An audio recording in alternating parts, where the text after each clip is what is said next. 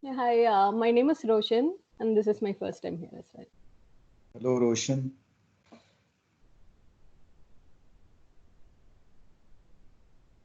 Perfect. I think one more minute, 7:05, we will start the session, and I'll kind of explain few things for those newcomers to kind of understand what we do. And then what, because today is the first session, so we want to kind of set the stage so that you understand what you get out of the session. And we will start a little bit on the technical side, but from the next session onwards, we'll mostly get into the deep discussions on whatever that we are planning to do. All right. So now first thing what I'm going to do is it's 7:05. I'm going to share a WhatsApp link. So only those who are registered through the Eventbrite and joining the sessions gets this WhatsApp link. Hey, Parmeet, I'm seeing your message. Thanks for joining. So let me check the WhatsApp link. Just a minute. So we have a closed group. Group info. Give me a second here. Invite to group via link. Copy link. Okay.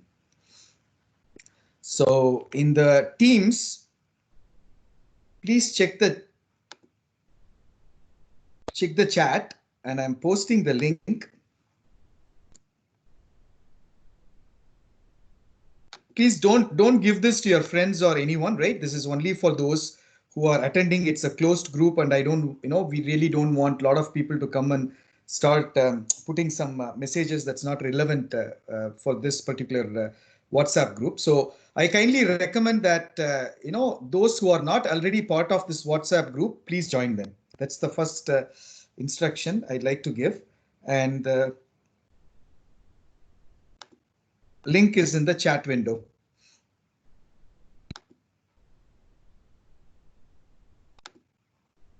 All right, so I'm sharing the screen here.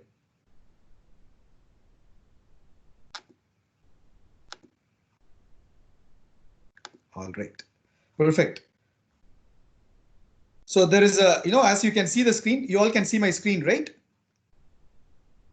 Smith, can you see my screen? Yes. Yeah, we can see color. Yes. Yeah, Yes, we can perfect. see it. So as you can see in the chat, I have put this WhatsApp link. Please make sure that you copy and keep that and join that WhatsApp group. So the WhatsApp group are not used for Q&As, question and answers or anything, right? It's normally used on communicating that's really very critical. Like, the session is canceled, we have a session tomorrow and those kind of things, right? So that's where the WhatsApp is used. So please join the WhatsApp link if you have not joined. And then the second thing is we use Teams within Codeathon, within Testoper community. I'll talk about what is Testoper after. We use Teams exhaustively. And the reason for using Teams is because this is a platform which not only allows us to organize the sessions, but also it allows us to collaborate before and after and everything, right? Posting the files to the surveys, to the links, to the websites, everything can be done in one single place rather than having 5 different logins, like one in Slack and one in Zoom and one in, hope you understand what I mean. So we use Testoper community uses this Microsoft Teams exhaustively. And now I just wanted to make sure that if you are interested to join this, you have to, once you join the WhatsApp link, you can actually send your email address and we can add you into this Microsoft Teams. So once you are in the Microsoft Teams, then you should be able to access all the channels that you see here. Okay, this channels. So like, for example, just to give you a perspective, Testoper jobs channel, you can see that a lot of people in the community, if they have in their company some job openings and things like that, they put here, right? And then anything related to the Codeathon discussions, study groups, tech teaser, everything is basically here. And it's a good platform for you all to kind of collaborate. And I recommend that once you join the WhatsApp, and if you wanted to join the Teams, please send your email address in that WhatsApp group. The programs team within Testoper community will help you to get you into that Microsoft Teams. Okay, so that's the second point. And having said that, let me quickly start I have like 5 presentations for, a lot of people have joined newly, right? So I just want to make sure that you understand who we are at a very high level, right? So first of all, let me introduce myself. Most of you all know me, and for those who don't know me, my name is Kader. I'm a director at Expo. That's my day job, and I'm a lead volunteer at Testoper community. This is very important to understand, right? So the Testoper community is a non-profit community, and it is run by a lot of volunteers together, right? So it's the community experts, community individuals, and the whole thing happens just because all these different people within the community are doing all these different things. As an example, today we all are here today for test automation and test top Codeathon, and the way that it came into existence is the community individuals in the community said, I wanted to do this, and they created a program, and then we are today together to deliver this program, right? So it's like that. So there is no it's not a for-profit company, it is a non-profit company. Everything is done together by the community members. So we call ourselves as the Intelligent Automation Community, and the program that you are attending today is falls under the brand Testoper Codeathon, and the program name is Test Automation and Test Ops Codeathon. Okay. Now, like I said, this whole system runs by the people, right? It's not like any other organization where you have 4 or 5 people who manage the whole thing. Of course, there are few key people. We are there to kind of provide the platform to facilitate things that can happen, but mostly it is run by the community individuals. Today, as such, just to give you an example, Sumit is the lead for Test Automation Codeathon, and he wanted to deliver this and help the community members together with others joined him to do that. And some of them who joined him is Abdul Subhan, right? He is like 14 plus years of experience. And then we have Karthik, who is 16 plus years of experience. And then Ajit, who has more than 15 years of experience. And Sumit almost has 20 years of experience, right? So they formed a team, and they said they wanted to really deliver this program. So I worked with them, created this program together with other volunteers, and we are today together starting and kickstarting this program, right? So long story short, it is run by the volunteers, and you are welcome to join us to contribute in many different ways. I know some of the names that I have missed here because of the space, and I need to find better way to represent. I just will give you an example. Jyoti is another great volunteer within our community. She innovated the study group as such. Right now, there is a study group where people come together, a topic of interest, they start learning together and doing things together.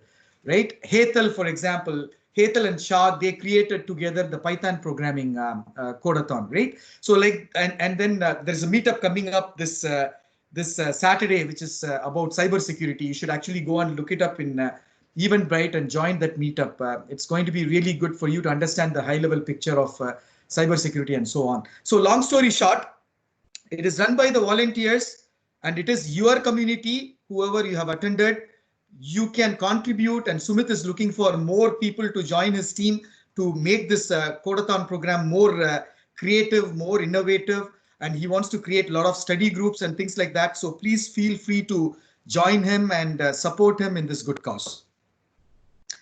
Then if you wanted to really understand what is Testoper, it's an intelligent automation community, and our goal is to enable creative talent. So what is it? You have to understand what is a creative talent, and you all know what is talent, right? So if you are doing some job, and if you are good at it, you are talented to do that job, right? But creative talent is little different from that. Creative talent is all about doing the job better than normally what you would do.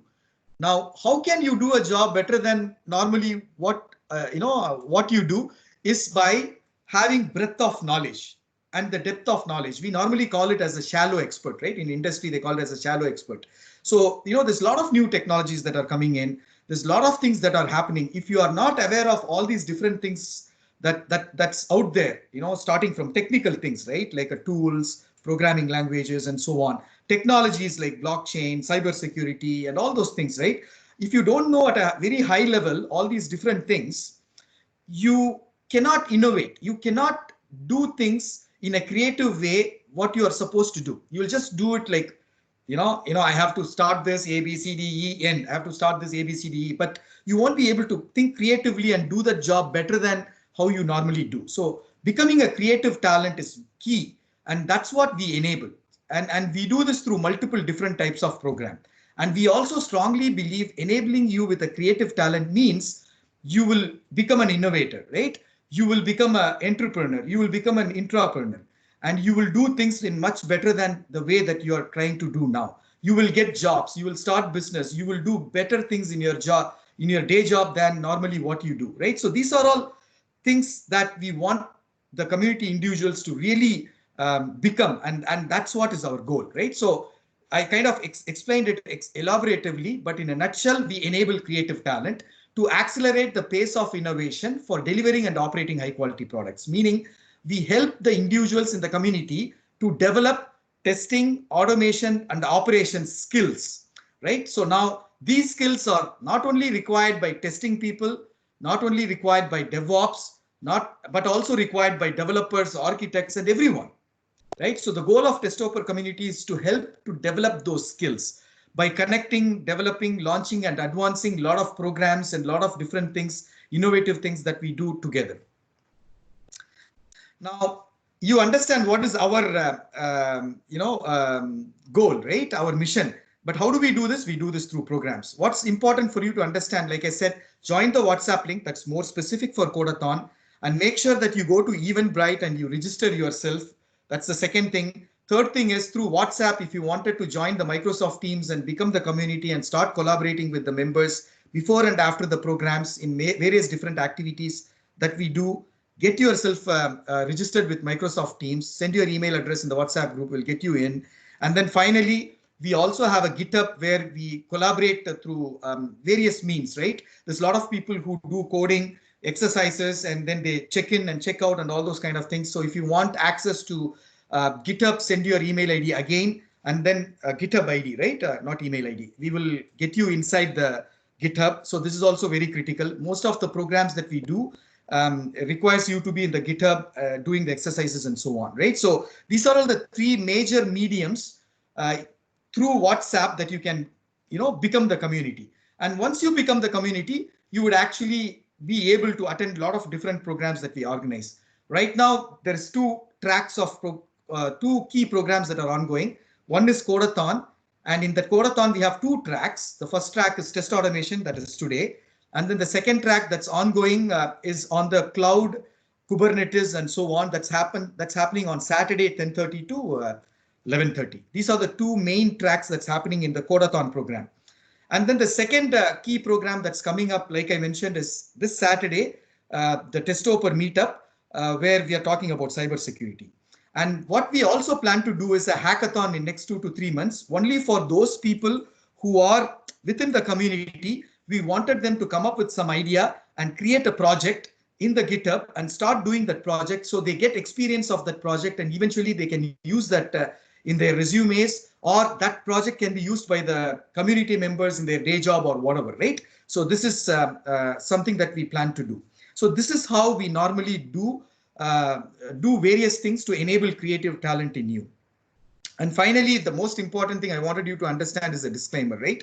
So we basically take the record the sessions and we post it in the YouTube. And when we do an in-person event, we take pictures, photos, and stuff like that. And we assume that you have a consent to do that. And if you don't, please give us in return, so we won't use your stuff in the marketing activities and so on. Second thing is, whatever the data that we collect, we will keep it confidential, and we will send those, use those, for example, your email ID only for the promotion of different programs that we do in the Testopper community, right? And if you believe that you don't want to receive all those different things, make sure that you don't join the Testopper community teams, right? Because if you join the teams, you will get a lot of messages and so on from us through Eventbrite and many other different places. So we assume you have given us rights to do it. But in case if you don't want us to send emails, please be explicit so that we can take your emails out of our distribution list. And finally, like I said, we provide the platform for connecting, launching, developing your skills. But you have to remember, we are non-profit, right? We are not doing this for profit. and we are doing this to help you guys. But we are not committed to anything like, for example, we can refer you to some companies, we can post you jobs, we can refer you to business and so on, but we are not responsible for loss in your business or you not getting job, those kind of things, right? So we are not responsible for it. So these are all the things that you need to really understand. We are doing this as a non-profit. We are a bunch of experienced experts came together, created this community with the sole purpose of just helping you guys, and so that you can benefit and you can refer your friends and colleagues to come and get benefited out of this. So that's more or less I wanted to kind of share with you, because there's so many people who have joined newly, to kind of understand the goal and mission and vision of Testopper community. So now the ask that I have from you guys is help to spread this good work that we are doing and have many people to join our community and get benefited out of this. That's number one. And then number two that I ask you is become part of this community, take a lead and help other community members. Like today, Sumit, Ajit, Abdul, Karthik, they have joined together and they are trying to help you all, right? Developing your skills. Like that, you come up with idea, come together and try to help others. So the main idea of this community is, especially the Codeathon program is, community experts training community individuals. That's what it is, right? The Codeathon program is all about. The whole principle of this community is community experts advancing community members in various different aspects, whether it is a training, whether it is a business, whether it is whatever, right? It runs by itself between the community members. That's the key message that I wanted to give you. Having said that, I will hand over the floor to Sumit for him to kind of explain and set the expectation of this whole program and then get started with the program. All right. And you all know this program is for 1 hour, 7 to 8, because this is the first session. Probably there are some logistics and other things that we have to go through. But from next session onwards, we'll directly jump into the technical stuff. So Sumit, floor to you, and I'm going to stop the screen sharing. Thanks, Kader.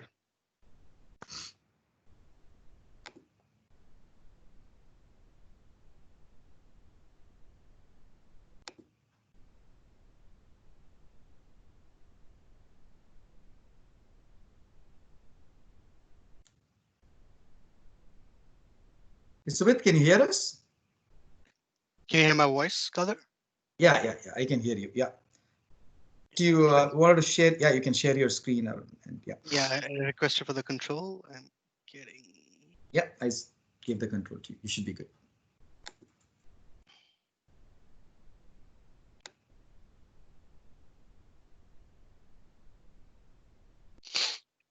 Can you guys see my screen? Yeah. Yes. Good evening, everyone. So I'll take over from Kader and I'll explain the program details that the TA track will run. We have structured ourselves into 4 modules, which will be API, UI, mobile, and data. This will basically be a cyclical training, which means that we will run through one tool framework per module per cycle. So we are picking up API at first. We'll go through one tool or framework of API. We finish that and we move on to UI. We pick up one framework or tool for UI. And similarly, we move to mobile and data. Once we complete one cycle, we'll again come back to API and we pick the next tool and framework. So this basically will be a cyclical sequence that will run throughout the year.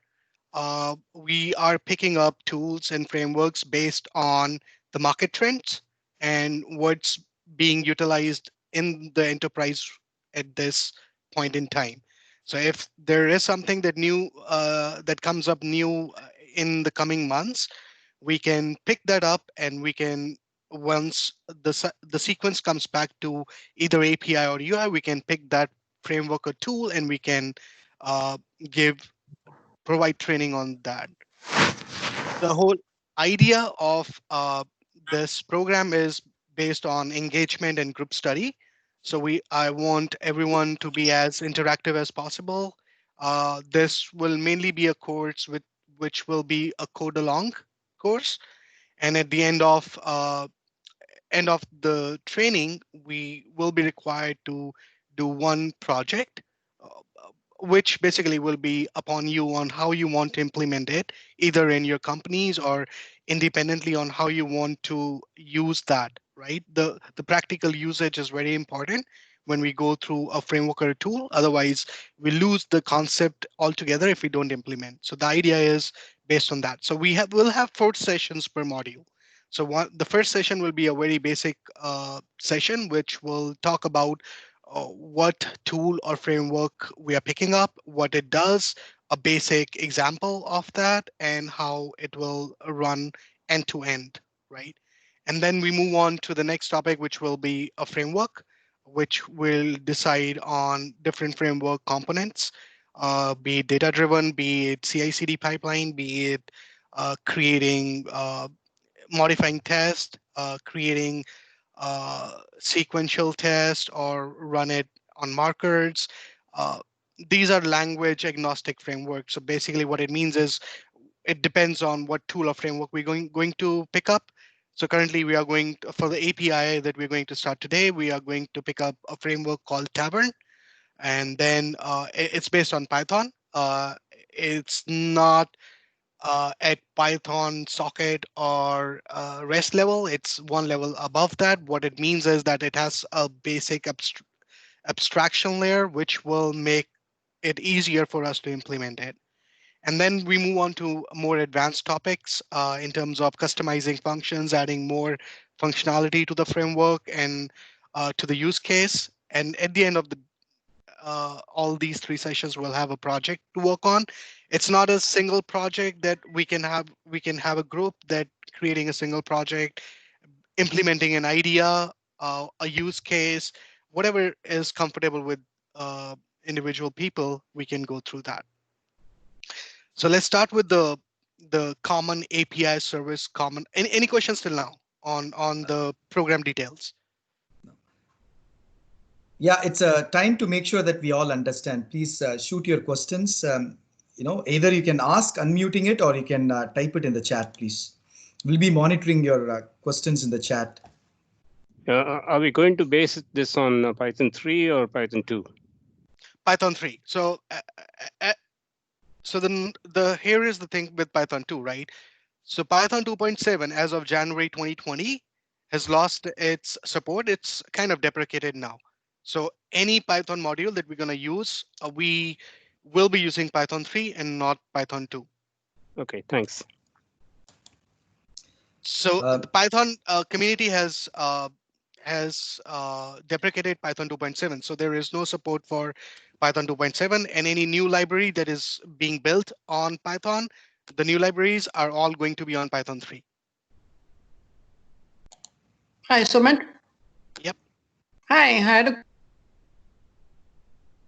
question. So I am a beginner, and I'm pretty sure there's some other like very, very new to this. I saw one training that you have like 2 levels, right? The absolute beginners and the ones who are a little bit advanced. So I just wanted to know if this is the one for the beginners. So here's the thing, right? So we did a Python basic training course, right, before this. So we expect you to have at least a basic understanding of the Python programming language or any language that we are picking up, right? We are starting with Python because we spent 3 months training folks on Python programming language, right? So if you're very new to programming languages in Python, this course might not be for you. We might need to work a little bit alongside on the Python programming language as well, right? Yeah. So there's a couple of things, right? We have recorded the Python session and it's in the YouTube. Okay. I mean, you can actually go and subscribe yourself and go through that program course in parallel to this session, right? So that's an option one. And I know that some of the people who have joined newly may not know Python. That would be the a good start. And if I also see some of the messages that I don't know Python, but I know Java. I mean, those people who know Java, Python also is pretty easy, right? One programming language, the other programming language could be, easy for you to adapt. And there are resources available, and there are study groups too, right? For example, Joy is creating a study group, and they are doing a lot of projects, and they can help. Or those who don't know Python, they can come together, and you can form a study group to go through the videos and things like that to learn them in parallel. Remember, this session is weekly session, right? So you should be good. So Okay, what is more thank you. important? What is more important right now? Before we jump into the technical stuff, it's important everyone to know, like what Sumit mentioned. It's going to happen in cycles, right? So first API, UI, mobile, and data. This is very important to kind of understand. And each of that API, UI, mobile, and data, there is going to be 4 sessions per sequence, right? It's like this. What I would put it in a different way, right? Just from the explanation point of view, we are going to go through a part A of test automation, which is going to cover 4 topics, right? API, UI, mobile, and data. And each topic you're going to have 4 sessions: basic, framework, advanced, and project. And we are going to go through this in circles for many years to come. That's the ambition right now that we have. And I know that there are so many people are asking some of the questions. Are we going to use SQL? Are we going to use Python? Are we going to use Java and things like that? Sumit, my understanding is from the language point of view, we are starting with Python. And anything else that you wanted to comment for that question? Yeah. As I said, we are very language agnostic right now, right? So we are picking up frameworks that are being used in the industry at this point, irrespective of what language they are, right? Be it Java, be it Python. What we are trying to achieve is to make you guys understand the domain specific frameworks and not the language specific frameworks. What it means is it will still run on Python and Java, but it will have one level of abstraction on top of it, which is either at the BDD level or at the abstraction level of domain, right? So this will be much more easier for you to understand. If you want to dig deep, then where the advanced session will be, where you will be actually implementing something in Python. Right now, as I talk about Tavern that we are going to use today, we don't need to learn Python. We need to know what a basic API is and how do you look at that API, how do you validate that API without knowing the Python language. Once you go into the framework and advanced level, that's where you will actually need to implement something that is very specific to your use case or very specific to a company. And then we will have to use some kind of programming language in order to add more functionality, more usability to the current library that we are using. Right? So if I talk about just today's session, you don't need to know Python at all, right? As I will explain in detail. But then once you go to the implementation phase, you will have some use cases that are not out of the box of that library, and you will have to implement certain programming functions to enable those, right? But once you go to the project level, it becomes more important that you know some programming concepts, not the full language. We don't need to know the full language, just the programming concepts so that you can implement certain libraries by yourself. This is good. So I think there was a lot of questions asked with respect to where I can get the video recording of the Python course that we did. I think it's been shared in the chat. That's good. So Sumit, the other question that I see here is, it's good that people, if they have the basic programming language, it's actually good for them to do. But the question is, let's say you're training a framework, and that framework by default supports Java and Python, for example, right? Two programming languages. And the people who are comfortable with Java can implement their project using Java on that framework, and likewise Python, correct? No. So here's the thing. So Tavern framework only works on Python as of now, right? Okay. We for UI, when we look at the UI, let's say we're picking up a framework for UI, we might pick it up for Java and not for Python. We are basing it on what industry is asking, what job market is asking. We are going to train people on that at the beginning level.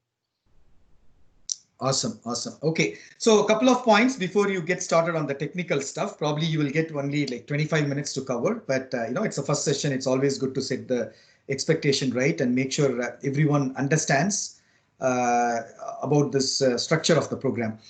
So there's a couple of things. The first one is about the certification. I just want to make sure that you all understand. We provide the certificate of attendance after the completion of the course, based on two criteria, right? So the first criteria is we expect that a minimum of 70 plus attendance of this program, right? So those who have more than 70% attendance will get the certificate of attendance. And the other option, it's actually not and, or, every session has a project, and if you are able to complete that project and submit it, and Sumit says this particular person has submitted the project, he also gets the certificate of attendance, right? So just want to make sure that you understand there's going to be a certificate provided. We haven't yet decided, like for example, should we give a certificate after you finish API Tavern, or should we give certificate after one complete cycle is complete? We haven't decided yet on that, but we will keep you posted. Okay, I just wanted you to make sure that you understand that. And the second thing is we also wanted to recognize and say thanks to those individuals who are our community members, help other people to come and join and benefit from this, right? So this is also something that we always recognize. And if you are, bringing some additional people to this program, please make sure that you communicate it to us, and we would like to really honor you in this session. Thanks for bringing, so and so and so and so, because you deserve it. These are the 2 points. With that, I guess now it's that most of the logistics is complete. Let's start our official training. Sumit, over to you. Sure. This is Partha. I have one more question. Sorry. Sure. The tools and frameworks that we are going to deal with, are they OS agnostic, in the sense that it's available both for the Mac and the on Linux and Windows? That's correct. Okay, thanks. No problem. So what we are doing is we are using Python, which is being used in both Mac and Linux as well as Windows. So this basically will be engaged in both. So basically what we are doing is we generally use Windows to develop or Mac to develop, and then we put it on a server called Linux, which is in the Linux environment. And when we move on to the CI/CD pipeline, then we will see how we can implement in a Linux box. There is another interesting question. Is there an overall schedule for how long this session will go? Well, I like to really answer this. Manpreet, the Codeathon, right? Thon. Thon means it's a long, right? That's where the Codeathon comes into the picture. So one of the goal of Testoper community is to create this continuous learning, right? And this particular test automation and test talk track, we are planning to run this every week, Wednesday, throughout the year, next year and the year to come, right? So this is what we are going to do, and we are going to establish. This is different from other programs, right? Where you just join, do some course and get out. No, right? This is like a platform for you to continuously learn and develop your skills from the experts from the community. So that's how it is. But however, this whole thing will be structured into multiple blocks. And like Sumit mentioned, the first block is 4 modules, and it goes in cycle, and each module has 4 sessions, right? So that's how it is going to be, more or less. So, hopefully it answers the question. To add on to this, right? We do have 4 sessions defined for each module, but we are doing mostly code along. So if we find that for framework, 1 session is not enough, we can definitely move on and add 1 more session to the framework, because if someone is not comfortable or okay in understanding the framework in 1 session, then what we would like to do is, instead of having 4 sessions, we'll have 5 sessions, but we'll give 2 sessions to framework. So it's not a hard fixed rule. It basically depends on how much we are able to understand in a session. The last point to that is, in case, let's say, some of you really say, okay, I wanted to learn Selenium with Java, for example, right, which is not part of the first cyclic training, right? But you wanted to do that now. So in that case, what you can do is, like I mentioned, we have a study group channel in the Teams, and you can come back to us and we can create you can tell us the timing and we can create a meeting request and give it to you, and you can form a team within yourself and you can create a study group to learn that particular topic by yourself. And there's many people within the community does that. Like I said, Jyoti and the team, they do many different things, many different study groups around that. And you're also welcome to do that for something that you believe that you wanted to start learning from today, which is not covered by Sumit. And one more thing to add on to this, if there are many people who want in the next UI session that it should be Selenium with Java, we can start Selenium with Java and move on to what we decided before. We can shift it to the next cycle, right? So it depends on how many people are really interested in Selenium with Java. We'll start with that. If not, then we'll do as we have decided. But if there are many people who really want Selenium with Java to come first in the cycle, we can do that as well. So it will basically be on the demand on how many people really want Selenium with Java in the first cycle, right? There is no so that's why this program is flexible in the terms. It's cyclical. We can shift around the cycles. We can prioritize the cycle tools or frameworks. We can do that once we go through the project stage. We'll ask as a survey on what kind of framework you guys want to do next in UI, and looking at the responses and comparing with the market trends that we are following as in industry experts. We'll look into it and we'll see what makes sense. All right, so I think let's get started. I think most of the questions is answered, and I know that few additional questions are coming, like will you be covering REST and SEOP UI and things like that. But let's stop taking questions. And I also believe, even though you don't have a lot of time, probably 18-19 minutes, at least you can cover some technical aspects as well to kind of kickstart today's session. All right. Yep. Please go ahead. All right. So I'm looking at the questions. Some of them will be answered as I go along the details of the API testing, right? So let's look at one of a common architecture of API service, right? So we have, first of all, why do we need an API, right? We can just have a monolithic service that can run across the environment, and we can use that. We have been using that. Now they're called mostly legacy applications. The reason for that is they were not scalable, right? By scalability, I mean that if a server or basically your architecture is based on a maximum 1,000 number of users, if your service goes beyond, let's say, 2,000 users, it tends to break, right? You have to put more hardware into it. You have to put more infrastructure into it. You have to do a lot of juggling around to see how you can support 2,000 people, right? Now, let's assume you have a structure which is scalable to infinite, right? What it means is it based on demand, right? The API lets you enable that, especially when it is integrated with the cloud service, right? Another reason for API being used very commonly in all of the apps nowadays is the usability of it, right? It's more structured in terms of what data is getting in, getting out of your backend and shared services to where it is going, right? Is it going to a third-party app? Is it going to your application, or is it going to the user that you intend it to bring to, right? So the API becomes basically a know-how of a front end where you are communicating with the backend, but you're not putting too much load on the backend. Otherwise, in the legacy application, everything has to talk to backend, right? Now, only on the demand now, you're going to talk to backend. A lot of the data that you have is already there at the API level of layer or your business rule layer, right? It also helps you segregate the business rule from your backend, right?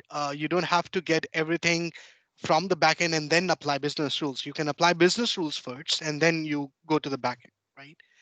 And also what it enables is a real-time service providing, right? What it means is that uh, let's go to the next example and it will be more clear how API works, right? Let's take the case of Uber, right? What happens when uh, you order an Uber service, right? Now, a driver has a tablet, you have your mobile phone, and then other users have mobile phone that they might be targeting, and then Uber as a service is running, right? Which is basically monitoring where the driver is going, where the client is going, and then providing real-time feedback on how much distance is left, how much money you need to target, right? So all that is based on API. Without API, it would have been really difficult for all those multiple devices to talk to each other in real time, right? That's why API has become a necessity nowadays for any application to run because of the complexity of the services that companies are providing, right? Any questions till now on this? Nope. Let's move on. So we will first target REST API, and how is it different from the SOAP UI, right? The SOAP API is basically your targeted API where you can only receive data in a particular format, right? And you can only send data in a particular format. There's no flexibility in SOAP UI. Most of the banks use SOAP API. The reason being the security, right? You can only accept a certain format of either your XML or JSON file, right? Now, once they receive that, they have to provide response in a particular format only. They cannot go beyond that. REST API is more flexible in terms of that you can easily implement a lot of request without having a particular template set. That makes the maintainability easy, the scalability easy in terms of how your API is talking to other services, right? So I'll give you an example, right? So the REST API, let's say Google Maps, right? It's an open REST API. What it means is that whenever I ask, put in a request, a get request or a post request with coordinates of certain location, it should give me the name of the location, right? Or if I give the name of the location, it should provide me with the coordinates, right? It is an open API in terms that you put in any location, you put in any coordinate, it will provide me with that, right? So that way, REST API is more flexible in terms of having an open API. And then most of the companies that knows their consumer base and they want to have security, they will use SOAP API. A lot of B2B companies use SOAP API, but a lot of consumer facing companies, uh, all of consumer facing companies use REST API, right? They might add a security layer on top of it where they will ask that you need to be authorized to get that kind of info. But that's again not an open API, but a consumer facing API still require a login, right? The security is also there in REST, but then a lot of companies that like open APIs use REST API, right? There are four common methods of REST API, which is get, post, put, and delete. Get is you only have a read-only access to certain information, which is basically, as I gave an example of Google Maps, you give the coordinates and you get the location, or you can just do a get and get the coordinates of your current location, right? Post is where you are updating an existing resource or to create a new resource, which basically means like the example is login. You provide your username password. It updates your login information and then create a new, let's say, create a new timestamp saying that you logged in at this time, right? That's basically a post request. A put is where you're creating a new information, which basically says the Google map doesn't have a name for this location. You do a put and you give those coordinates and add and provide a name as well. And the Google map updates that coordinate with a location name. That's basically a put request. And then a delete request, which is basically you remove something or delete something as an information, right? Any questions on these methods? Nope. I'm Yep. good. Okay, awesome. So what REST, how REST operates in terms of response codes, right? You get the information when you, so let's say you get an information back. These are the standard HTTP responses, right? Uh, a 200 status means the request was successful, and it's standard across the web, all the web, right? It's not something a company is implementing. These are basically a standard HTTP response codes. And then you have 400, which is basically a bad request, which means that the service was expecting some data that you didn't provide, right? Or you provided in a wrong format. And then 401 is basically unauthorized, that you're not authorized to perform either a get, put, pull, or delete functionality because you didn't log in, right? Or you don't have the key to perform those operations. And then 500 is internal server error, which basically means that the request cannot even basically communicate with the server, right? So before moving on to API testing, I want to get you guys to show you something, right? So let's go to, so open your Chrome and press F12 on it, right? Once you press F12, you get a debug window, right? There are multiple tabs in that. The one that we are interested in is the network tab, which basically, once you enter a website, it basically displays what are the API requests, what are the requests that are coming over the network, and what are the responses that you're getting back, right? So I'm going to use a very simple API site, uh, which basically gives me the information about Pokemon, right? This is an open uh, RESTful Pokemon API, which gives me the information on uh, a lot of things on Pokemon, right? So when I look at this, this is what I'm getting. So I'm getting a lot of 200 status, which means that a lot of my requests are getting successful, right? Let me refresh this. When I look at this, this is how, and a lot of response that comes back are mostly in JSON format. A very limited number of companies use XML format, but most of the companies have now moved on to the JSON format because of the ease of creating an objects based on JSON format, right? So if I look at this, right, this is what I'm getting as a response on this page, which is basically this, right? So if I look at the headers, right, so my request URL is this, right, which is Pokemon API Pokemon Ditto, right? And the request method is get. So this is if you're not sure of what kind of request you really need to show. There are a lot of tools available in the market. So one is called Fiddler, which basically is an interface between your network and your request. And it captures all the methods or all the requests that you are sending over the network, right? Uh, Chrome does that, but it doesn't have an intermediary because let's assume I have an open website that is sending a request over time. The Chrome will only capture it if I enable the network tab, if I open the debug window, and then it will show me that I have a request that I've sent, right? Fiddler captures all automatically, right? And then I have a status code of 200, which is very important. This is basically a general request and response that I've received. This is the main parameter, and this is the response header that I'm getting, right? This is basically specified by the company implementation, right? Or the API implementation, which says that a status code should be 200, this should be my server, and all that blah, blah response, right? And then the request that I'm sending, right?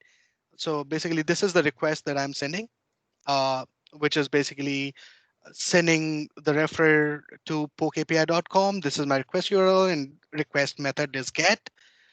And once I hit that, right, I get a response. This is my response. Now, this is a very huge response in a JSON format, which I'm not able to read. So what I'm going to do is I'm going to copy this, and I'm going to use a tool called JSON Viewer, which basically gives me a tree breakdown of this JSON, which is currently not in a very readable format, right? Now, this is what I'm getting. So this is the response that I'm getting, and this is the data that I'm receiving, right? Which says I'm getting data on abilities. I'm getting my data on forms, on game indices, on held items, on moves, on species, on stats and types, right? So this is all the data that I'm receiving. So the ability is Limber, and this is the URL. So if I want to check the ability Limber, I need to go into this ability, which has an index of 7, right? If I hit this URL, I'll get the ability of this, right? Sumit, sorry to disturb. Go ahead, go ahead. I'm not able to see anything on the screen. I was just cutting in and out. So now I can only see your initials. I cannot see anything that you're doing on the screen. Is that the case with everyone? I do have access to No, I can see. Yeah, no. I think it's an internet problem specific to that person. The font I think. size? I can see it. Yeah, Yep, yeah, I yeah. do. Can you increase the control zoom? What should I do? Yeah. No, I think on your side there is an internet issue. I think whoever is speaking, right? Because we all can see perfectly. Yeah, initially it was cutting in and out. And then when I joined again and again, now I can only see SM. That's all. I can't see anything else on my screen. So you can You might need to disconnect and connect back. Yeah. Oh, Yeah. okay. I don't know if I'll be able to connect back. Yeah, I think there's an Okay, I'll internet try. issue on your side. Yeah, maybe. All right. Okay, thank you. Sorry about that. Sure. That's okay. And then we have game indices, right? So game index is 71. The version that is red, and so all that data that comes back, right? This is what the API does. It provides us with information with the request that we send, right? And this is all we need to validate when we are doing testing, right? A lot of this depends on in what format you're getting the data back. Either it's XML or JSON. 99% of the time, it's going to be a JSON, right? Especially with the implementation of REST, right? And then you have multiple. So if I just click here on abilities, the ability, it will tell me a name is Limber, and this is the URL. And then if I go to the third element, so how much data it is returning, right? It comes in a zero index format, which is basically it starts with 0, and then it goes into how many elements are there in that data set, right? So it tells me a game index is this, and then the version is white 2, which doesn't make sense at this point because we are not aware of what this data really means, right? The whole point is that you receive some kind of data that is being utilized by a front-end application, right? If I want to create a front-end application and I'm getting this data back, all I have to do is to ingest this data, right? So my UI layer is very separate from my API layer. The API layer basically provides me with data. How I display it on a UI is a different web application development, right? But now I don't have to include my API development or the data development inside UI development. That makes it much more easier if tomorrow I have to re-platform my UI or I have to add new features on my UI without disturbing the whole functionality or the business rule, because all the business rules or the data sets are implemented through my API. Right? Does that make sense? Yeah. And I think the whole process of testing is even easier and it's split, right? In terms of UI and API. I mean, yes. So it doesn't make your testing easier. The thing that becomes easier is to test your business logic, right? And also at what level you can, at what stage you can test, right? The API implementation gives you the ability to test beforehand you actually deploy your application, right? If you have a UI, you cannot test it before the deployment. You have to have it deployed in order to run your Selenium test or to run any of your UI tool set, right? The API test give us that flexibility to run it before the deployment. So if there is any error in the business logic, we catch it before we even move into the UI layer. Right. Got it. Sumit, I think probably because we are reaching to the 8 o'clock, maybe we should stop here and continue. Right. Next session, because there are a lot of questions that you may have to answer them. Correct. If you want, I can read them out. No, that's fine. That's fine. Give me 2 minutes. I just want to talk about common bugs, and I'm not gonna go through a basic test. I'll talk about the next session, right? So what we're gonna do. I'm gonna talk about API testing in general in terms of what are the common bugs that we find in API, right? What do we test? So we do verify if your API doesn't even return any response, right? So you send a request to API, it doesn't give you anything, right? Or you're basically sending a request, but you're getting a different kind of response, which is not expected. That becomes a security breach, right? Because you might give certain information to a request which they haven't asked for, and that might be something internal to a user related to the security aspect of it, right? And then about the response time, right? So a lot of times we do test performance on the API, right? So how much time we are getting the response back without even going to the UI, we can check that it's taking too long for any request to come back, right? So that may need to be fixed, right? And then yeah, and basically checking your response data that might not be the way you have structured or might not the way that your UI wants it, right? So you might need to fix that as well. So those are the common API bugs. We'll talk about them more once we start implementing some tests. I'm not going to go through a basic test that was mostly the time taken by Kader. So we'll leave that at that.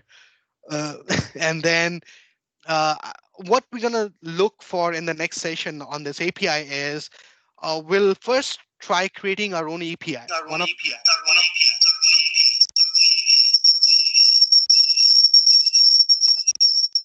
I'm hearing some echo.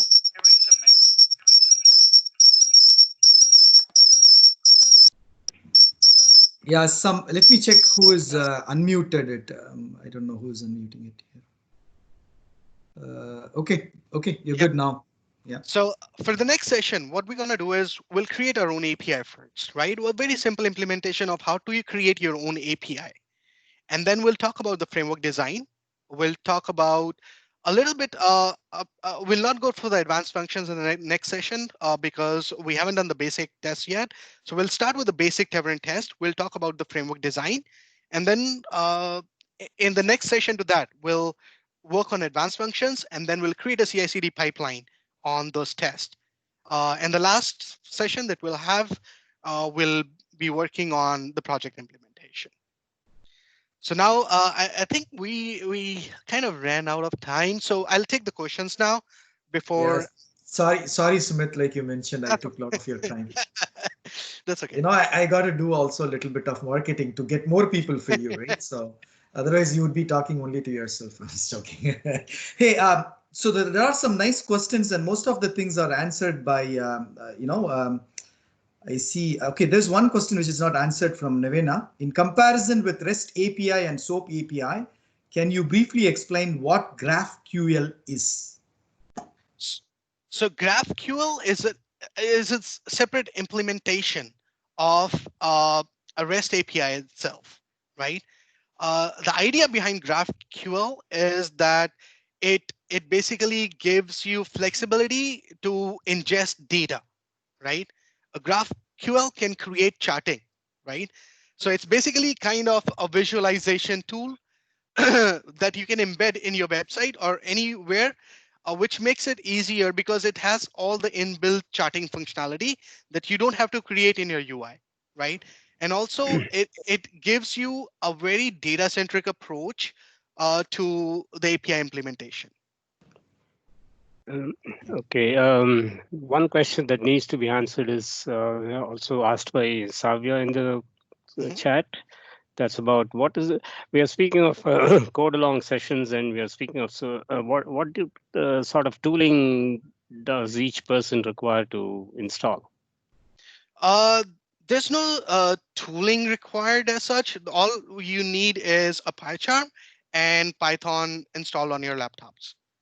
PyChar or PyCharm is basically an IDE. You can use a different IDE, but I okay. recommend PyCharm because I'm using PyCharm, so I'm gonna show how to do it through PyCharm. So I might not be aware of other IDEs, but VS Code is one, Eclipse is one that you can use. It basically on your preference. I'm gonna use PyCharm, so I recommend PyCharm, and then a Python latest version or minimum Python 3.6 or 7, right? That's all. And then you also need to install Tavern at some stage, right? That will be in the code along session. I will show you how to do that and what to do. Right? And creating your own API is also within PyCharm, or you're going to use Swagger or something like that? So I'm going to use Flask to create a simple API, which is basically in Python itself. So it will be, again, there's a Python framework called Flask to create your own APIs, and we'll deploy. Yeah, and then we'll deploy it on Heroku server, right? And all these tools that you're mentioning, right, Sumit, the attendees don't have to install anything. You will walk them through installation, right? Correct. Okay. The only thing that is needed is the only thing that is needed is that takes time is PyCharm and Python installation. Right? Yeah, if you have any notes or something like that that you could post into our in the files, we can use it. Yes. We have a first Python. Hi, this is Ethel here. We have a first session on Python basics where we have provided the link and what version of the PyCharm and Python you can install with the links over there too in the presentation, I believe. Hetal, can you do a favor of reposting that in the Codeathon? If you are in the Teams, right, Partha, there's a Codeathon channel, and then I recommend that Hetal, if you could repost that, how to install the PyCharm and Python, that would be good. Yeah. Okay. Sure, I will. All right. This is good. Let's see if there is any other questions here. There's a lot of people were talking about screen sharing not working, but it was working. I think it was an internet problem on your end. Okay, there was a question asked by Kevin Shiva, which was answered by Mukundan, which is Fiddler. The question was, what is the tool that he mentioned, that as you mentioned, Sumit, where we can capture request and response? Something like FIRT, it's Fiddler, right? Yeah, it's Fiddler. Okay. Would you like to install it? Yeah, it's from Telerik. It's free. You can install it. Once you start browsing that, you will see that it's capturing all the requests that you are sending. Okay. Is there any tool required for creating the API? You answered them. Do we need to install extra tools? You have answered them. Could you please tell the name of the tool we'll be using for API testing? That is Tavern, right? You kind of answered them. It's a framework. It's not a tool. It's a framework. Framework. Okay. So what's the difference between tool and framework? So tool is basically an implementation of something that you are integrating, right? In terms of multiple functionalities that you're doing. Tavern is only specific to an implementation of Python modules, making it together so that you have an abstraction layer on top of the basic Python functionality of how you call an API or how you create an API. And then it's only for a specific subset. Say Tevrin is only for API testing. You cannot use that for anything else, right? A tool is basically an amalgamation of a lot of things that are integrated together so that you can use it or expand it for further use, right? Like there are a lot of commercial tools that are available, right? Like Postman. Postman is a tool, right? It's not a framework because it has a UI where you can go in, you register, you log in, you save something, right? Uh, you cannot do it in a framework. Its framework basically is your implementation of how you want to use it, right?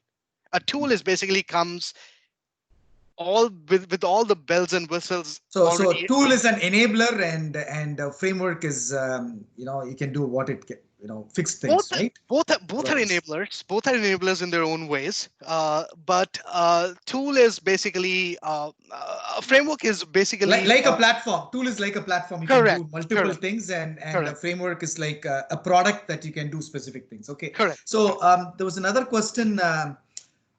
Please share WhatsApp link that's been done. In terms of, this is from Arjit Bose. In terms of testing, how important it is to understand the structure of the RESTful API as opposed to the testing using tools? Very important in both the cases. If you don't understand the structure of basic API, you won't be able to know what scenarios to create for testing, right? Implementation is one thing. Creating scenarios for or use cases for your testing is only you can only understand it once you know the structure of API and what it is doing, right? A Swagger is a good example of a documentation of an API. A lot of people, a lot of companies don't actually do documentation on API. So what we do in that case is we go to F12 and try to understand the structure of API, right? And then you create those scenarios based on the structure of the API.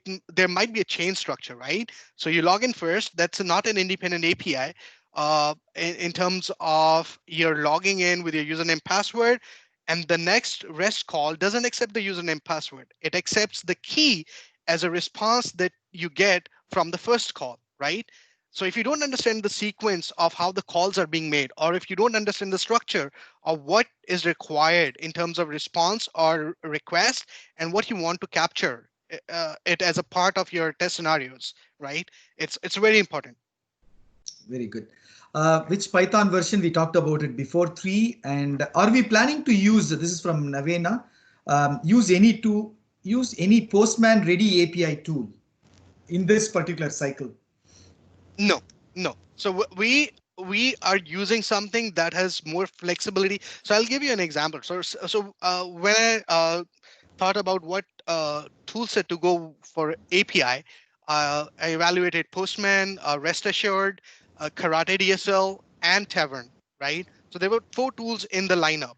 We'll go through all 4 of them one by one, but then Tavern takes a priority because currently it's the easiest implementation of API testing and a very useful one, which uses a domain knowledge and not and very flexible in terms of if you want to add some advanced functions as well. Right? One recommendation here, Hital here. Sumit, if you could do the list of the which tools you are going to use for this cycle, which framework, just the quick note kind of thing, just post as a chat message over there. So we be prepared. Okay, this tool is going to be used. So when you said, okay, write something in this tool or use this tool, so we have ready everything by that time, or maybe we already research a little bit about what it is and how we can use in a test scenarios and how we're going to utilize. So no doubt we are going to install along with session, but still we are mentally prepared what this tool about, why we are using, and certain research we can do on our own, right? Yeah. This was also another question. So we will make sure we'll take this offline, Sumit. So in the first session, right? In the first cycle, right? What are in every section, right? Like API, which tool we are going to cover? Probably overall picture. It's we can provide them in the chat, right? So if it makes sense. And there was a lot of questions related to, why we are using this tool. Why, can we study other tool? Can we study other tool? Yeah. I mean, in general, I just wanted to answer in a very simple way. Testopper Codeathon is all about continuous learning. We are going to cover every single tool that you are requesting, which market needs. Of course, you might request something without your knowledge that really market has, there is a market. In that case, experts might say, we probably don't cover this because of reason A, B, C, D, E. But in general, the answer is we're going to cover all the tools in the process in different cycles, right? Like Sumit mentioned before. I just want to make sure that you understand that part of it. Of course, prioritization of one tool to another tool, it will happen through the process. And it's a continuous learning Codeathon program. You have to be with us continuously to continuously learn and continuously improve and become expert in the test automation and test op space. That's And more we'll or less the answer. Yep, and we'll continuously float on the surveys to know what tools is you guys really want to take up as a next thing. But according to our understanding of the industry and according to the market trends, we are selecting tools that are more relevant at this point in time, right? But again, we will continuously float surveys in terms of knowing what tool you guys really want to take up next, right? Perfect. Awesome. So we are like 15 minutes over, which is quite normal for the first session. Apologies for that. And we will make sure from the next session onwards, we are on time. So because I'll have less to talk, right, Sumit? With that, let's close this session. Please remember a couple of points. This is a session for you, and you please take benefit of this as much as that you can. And please bring your friends and colleagues, everyone. There was a question whether this program is free.